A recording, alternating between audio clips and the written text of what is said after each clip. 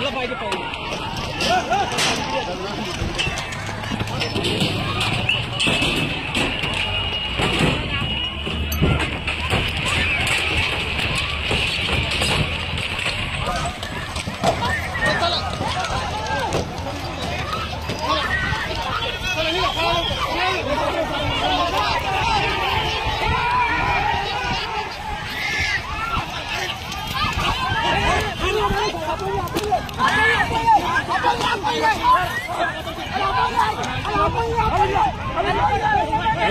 press वाला है असं करू